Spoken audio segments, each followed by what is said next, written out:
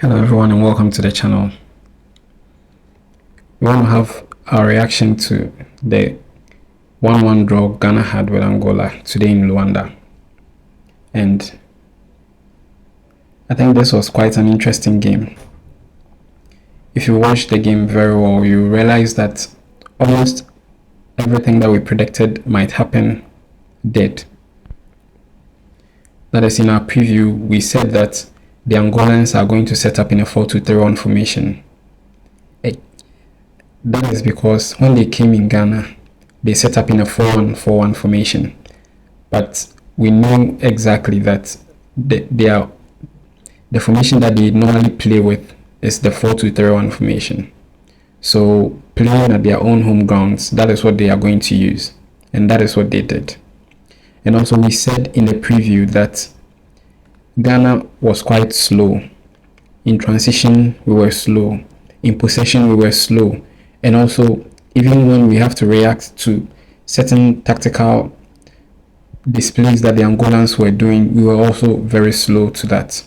So if the Angolans, their coach is quite smart, he's going to use that in the very first half. And that is what they did. In the first half, they put us under a lot of pressure.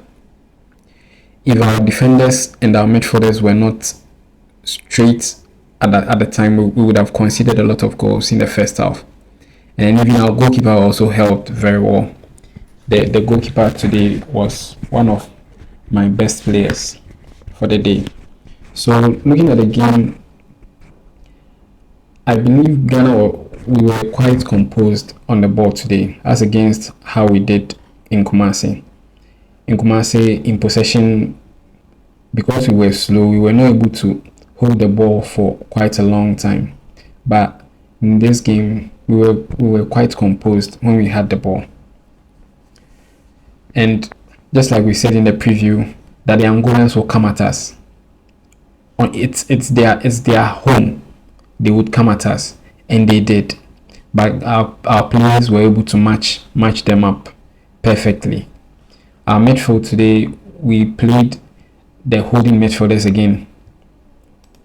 Though it wasn't Partey, but these two, they are also holding midfielders. Salas and Edmond Ado, they are also holding midfielders. So that means we can as well say that Houghton he's quite mindful of his defense.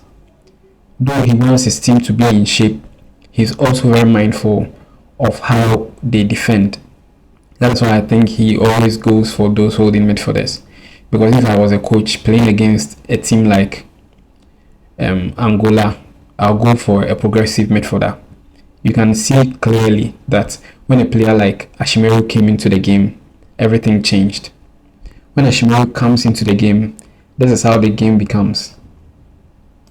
If Ashimeru comes in the game, our midfielders do no more become two holding midfielders. This is how it changes. You see, it becomes like a triangle that is turned. And that means that when we have the ball here and we are moving forward, Salas comes very deep in the middle, so that if Ashimeru is displaced, he can just tackle and win the ball back. But then our coach went in for Edmond Ado. That means he was quite defensive minded. But it helped because we were under a lot of pressure from the Angolans. So in the game, I think in the preview too, we also said that the Angolans will start very fast. And that is exactly what they did. Just that they still couldn't convert. I don't know what is wrong with them. They will create all the chances, but then scoring becomes a problem. But that also, we have to give the credit to our goalkeeper. I think our goalkeeper today was quite exceptional. I think in all, Atizigi is trying to prove something to Ghanaians. Maybe this is his chance. If he continues with this kind of display, maybe Morocco will find it hard getting back his position, because Atizigi has been pulling some impressive performances. Even in the World Cup, he did very well. So kudos to him. And I want to quickly talk about the new boy, Kingsley. Okay, for a debut game, you don't expect so much from him, but then I think he also did quite well. He did quite well. Maybe after 2 or 3 games, we'll know exactly what he's also made of. You don't take just one game to analyze a player. So I think today, one thing too I learned, I think we'll talk more about it when we do the analysis of the game, was when our coach changed Kudus and then pushed Jordan to the number 10 position. Already, Ashimaru was in the game, and that is what changed the game for Ghana. Okay, I'll talk more about it when we do the analysis of the game. Right now, I want us to just get the reaction and give you what some Ghanaians were saying, especially what people were saying about Inaki Williams, that he can't score and all that. But then we have to give him time. Inaki Williams, with this kind of 4-2-3-1 formation, it will take time for him to score. He's not the Asamoah kind of player that you just give the ball to him and then he will run and then go and score. We have to give Inaki Williams some time. And he has to also gel with the players too. This is the first 2 games that he has played in Africa.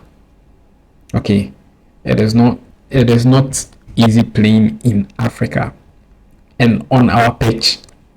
Okay, our pitch is quite different from what they have in Europe, so we have to give him some time. As time goes on, I know and I believe that the Inaki Williams that we know will really show up. So let's give him some time. And then who again?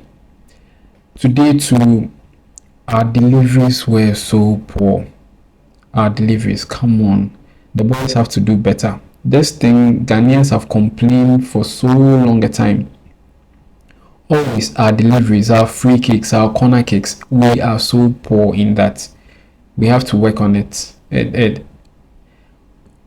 you can use set pieces to score a goal, it's a plus for your team. Any team, if you have 2 or 3 people that can take a free kick and score, it's a plus to the team. Okay, so if the boys can work on that, it will really help the Black Stars.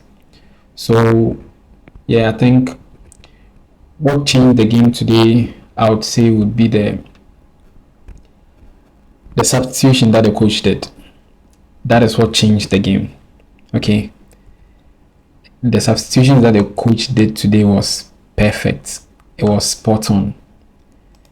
Chris Houghton, I think we've gotten a very good coach, and if he can keep on with this, because in the first game it was a substitution. It was a substitute that scored the goal, and today too a substitute has scored a goal. So which means that he's a coach that really reads the game very well.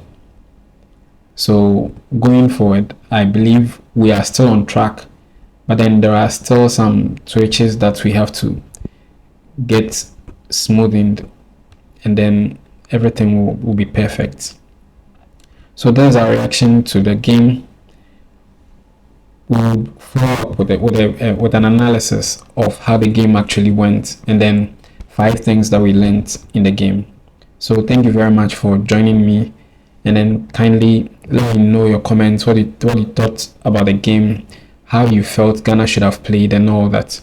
And please like and subscribe. Thank you.